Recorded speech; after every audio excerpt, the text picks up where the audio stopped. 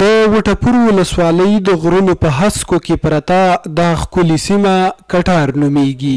د دې سیمې اوسیدونکي د کلونو اوږدو جګړو سخت ځپلي دي، خو د بیا رغونې په برخه کې ورته پام نه دی شوی.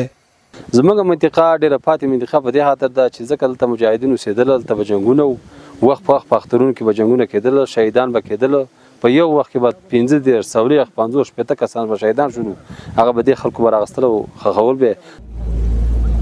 د وټپور ولسوالۍ له مرکز څخه ورستنه شوي دا مرګونې لارې په ولسي چندو او اشرو جوړه کړي. اوسیدونکي وایي که اسلامي امارت یې دا سړک په اساسي ډول جوړ کړي نو دې زرغونې سیمې ته به د هیواد له نورو ولایتونو سیلانیان هم ورمات شي.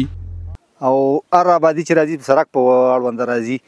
سړک هم دونه مشکلات دی چې د دې نه موږ بیمار روان کړو چې چغاسرې ته وباسو هغه یا روغي یا مړي. که چېرته موږ ته دا سړک جوړ شي او حکومت لوړپوړي چارواکي د سړک ته متوجه شي او دغه سړک جوړ شي نو دا ډېره ښایسته سیمه ده، د سیاحت دپاره ډېره ښایسته منظرې لري.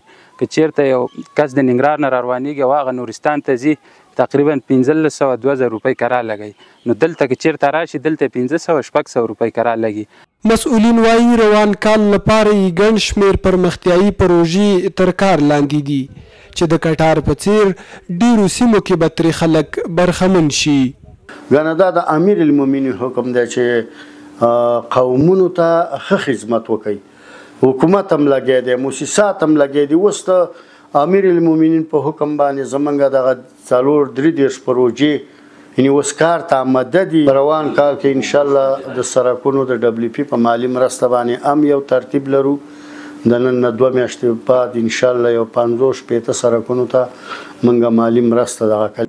له مرکزه صداباد څخه په 15 کیلومتره واټن کې پرته دا سیمه که جګړو په تیرو کلونو کې د حکومتونو له پام څنډې ته ساتلې، خو اوس په هیواد کې شته امنیت د کټار له خلکو سره هیلې پیدا کړي چې ګوندې یوه ورځ به یې سیمه آباده شي.